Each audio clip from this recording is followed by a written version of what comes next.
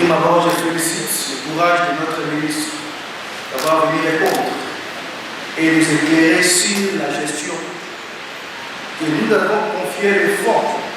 Et il devait l'expliquer à nous, les représentants de la population. Dommage qu'il est venu seul, il portera toujours le manteau de la honte, pendant que lorsqu'il est venu dernièrement, il était accompagné de tous les ministres, ses collègues. Et ce que nous dirons aujourd'hui, ce n'est pas lui qui va reporter, mais c'est plutôt les autres ministères ou les autres secteurs qui n'ont pas réalisé pour que la province puisse atteindre l'objectif. Honorable Président, nous devons faire l'effort de renverser cette tendance. Je l'ai dit ici une fois, lors du programme du gouverneur, que nous devons faire l'effort que l'investissement puisse être élevé par rapport au fonctionnement. Sinon, demain,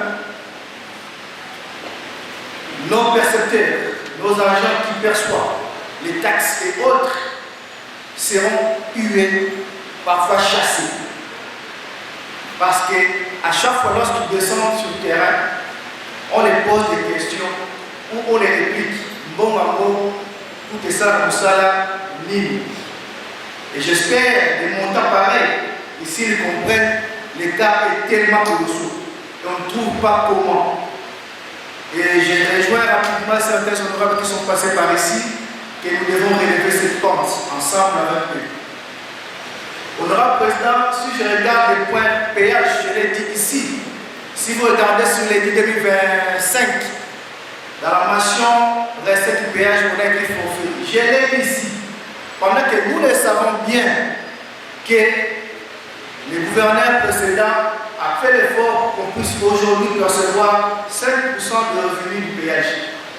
Maintenant, si on écrit forfait, je pose la question, honorable, à quoi servent tous ces agents qui sont au niveau du péage?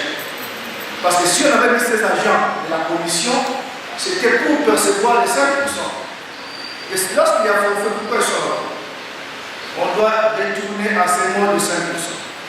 Honorable Président, je vais parler plus sur les réalisations secteur par secteur et à ce qui concerne ma ville et ma tête. Je commence par l'intérieur. Honorable Président, je voulais que l'Excellence, Monsieur le ministre des Finances, nous dégage combien on a injecté comme intervention spéciale au niveau de la police et au service de sécurité pour lutter contre l'insécurité. Et combien d'enfants ils avaient donné lors des budgets rectificatifs, combien ils ont proposé. Parce que jusqu'à ce jour, on n'arrive pas à mettre la paix dans les maisons de maternité. Chaque jour ou chaque semaine, nous avons un cas de vol armé ou de tuerie, sans que je puisse entrer dans les autres territoires. Honorable Président, j'ai aimé lorsque j'ai vu la dotation de la province auprès de la police nationale, des types marque Toyota. J'ai même acclamé, nous devons doter notre police de la province. Mais quand je suis allé regarder, j'ai vu les marques Ulysse, j'ai dit, mon Dieu, si j'envoyais une Ulysse à Kimvu, chez l'excellence Malo, il va se limiter quelque part avec le Kokaba. Il n'intéresse pas vers le public. Si j'ai donné même Ulysse, chez l'honorable Matézo, il va traverser les bas. Il ne va pas foncer vers les mangues vers les autres côtés. Si j'ai donné Ulysse, ce n'est pas à vous de me répondre aussi. Il fallait expliquer les mots. Si j'ai donné Ulysse à ceux qui sont dans le fin fond, ça va marcher. Notamment, on devait doter à la police des marques Toyota, bien sûr, les types Ramblan converse au mieux, les 4x4. Il dit que c'est pour les villes comme Matane et Oma, parce qu'on a moins des endroits très rocaillés ou impossibles de fonctionner. Je prends la partie santé. Si les points 82, 321, construction des normes, réhabilitation des centres de santé, les références de maternité et de vous. Je pose la question si je me présentais ici avec le ministre de la Santé à Bobby, le centre de référence de Bobby a été réhabilité où? Avec un montant de 18 000 $. Si on allait avec lui, on va nous chasser. Nous serons lapidés. Le centre de santé de Bobby n'a pas été réhabilité, ni sa mort. Jusqu'à ce jour, dès lors qu'on avait lancé ce mort, vu les conditions environnementales de cet endroit, on n'a jamais donné l'autorisation de fonctionnement de ces bornes. Alors on a réalité pour là, je pose la question. Je passe sur les points éducation, sport et énergie. On aura présent sur l'éducation acquisition de 47 000 pupitres sur 1880 salles de classe. Honorable Président, je pose la question à Mathieu. Nous avons ITC Load. C'est une conventionnelle de mon frère qui signe là où il prie. Mais cette école, c'est une école de l'État. Je vous dis, je peux vous envoyer les images tout de suite. Il n'a pas de pupitres. Je pose la question au ministre qui demande à son collègue combien de pupitres a-t-il affecté à Mathieu et dans quels endroits. Il y a tant qu'à qui tombait sa haine. Dès qu'il n'a pas là où j'ai étudié, je suis passé encore par là, il n'y a pas de pupitre. Il y a encore l'école, il y a encore l'institut toujours là, il n'a pas de pupitre. Je pose la question, ces pupitres pour ma tête, on a mis comment ça se trouve pendant que nous avons dépassé pour les pupitres plus ou moins dans les 500 millions. Honorable Président, je ne vais pas parler des stats, mais néanmoins, il y a une avancée. On a avancé plus ou moins 294 000 $ pour continuer le parachèvement du stade. Mais je pose la question, il y a maintenant contradictoire. L'excellence ministre national des Sports, sur une déclaration sur Top Congo, il a dit, il a appuyé pour l'achèvement du stade plus de 700 000 $. Mais ça se trouve pas dans cette émission de compte. C'est un appui extérieur qui vient de Kinshasa, qui doit être mis comme un appui. Mais ça se trouve pas, je me pose la question. Est-ce que c'est nous qui avons sorti les 250 ou les 700? Parce que nous avons des enseignantes. Est-ce que ce n'est pas les mêmes montants que nous avons utilisés? J'ai des situations propres au secteur du sport. Honorable, je prends la réhabilitation sur l'énergie. On a dit dans les points la ligne 82 3.3D, réhabilitation de l'éclairage public dans des villes Matadi et Beau. J'en félicite pour lors du lancement, j'étais là. C'était les jours que je suis allé commémorer l'énième anniversaire de Feu Jacques Mal. Mais je me pose à ma tête, où est-ce qu'on a réhabilité l'éclairage public? Je peux vous expliquer certains points par point à ma tête. Là où les lampes ne s'allument. Je commence à représenter la Kianf. Vous arrivez vers Poutev, la mine avec la mer. Vous montez par au bas, représentant jusqu'au bas au bas. Vous arrivez vers la Papatikara, il y a des lampes qui ne s'allument. Vous prenez la route Tomate jusqu'à Coca, arrivant vers Coca, jusqu'à le point de Kinmaché, c'est là que ça arrive beaucoup. Où est-ce qu'on a réhabilité là? Je prends Mikono en sortant vers Chic, non, en sortant vers Kassou, avant de descendre vers la route Palabala, qui descend vers la route Parc. C'est là que ça arrive. Si je remonte d'accord, après la Belvedere, je descendais jusqu'à Doué, à partir de Doué jusqu'à États-Unis, on n'a jamais réhabilité cette partie.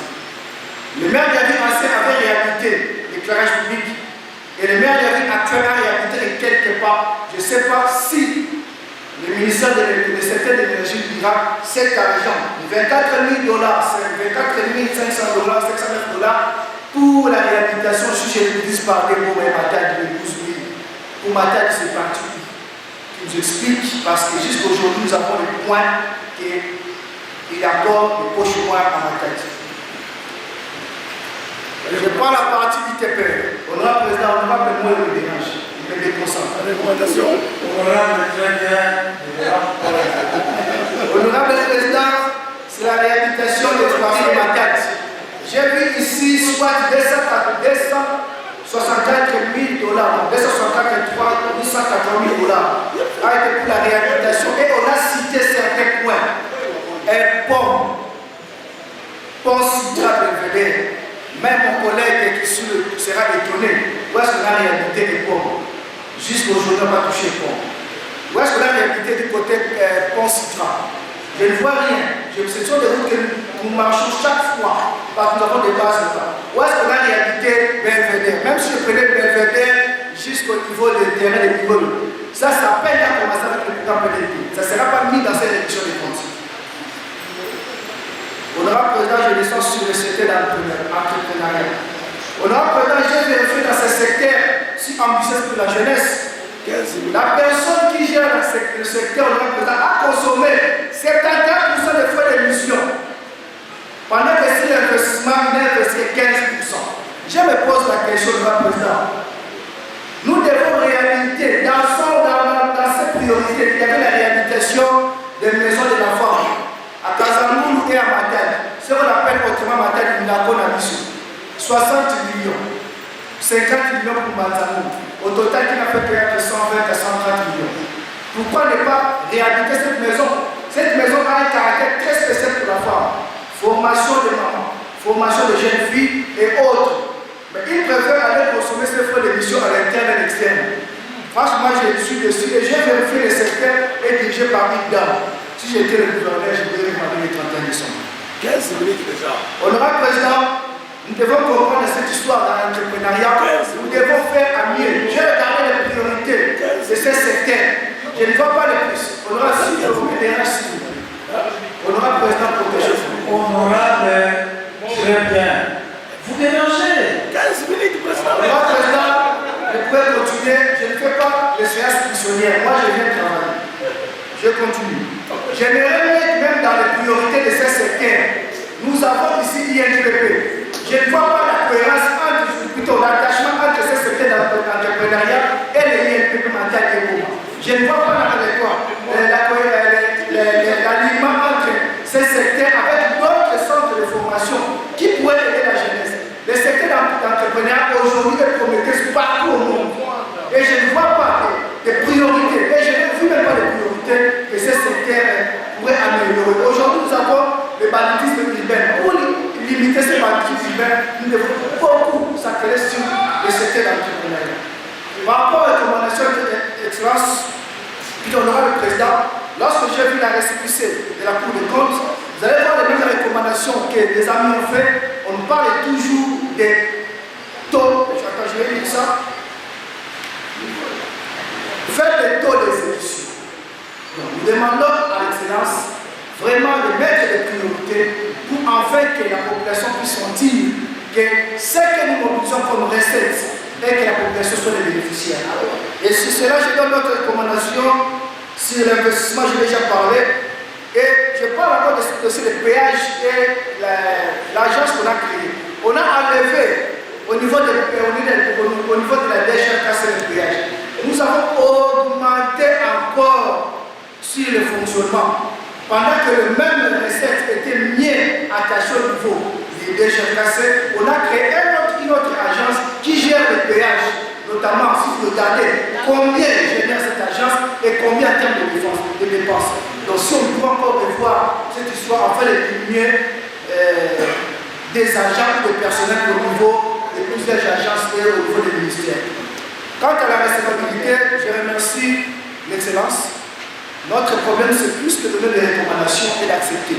Les erreurs, nous allons les rappeler. Je demande d'abord au bureau de surveiller les rapports de grève afin que ce soit l'annexe sur tous les rapports que nous envoyons au niveau de l'exécutif. Pour moi, je demande aux honorables députés de recevoir ces éditions.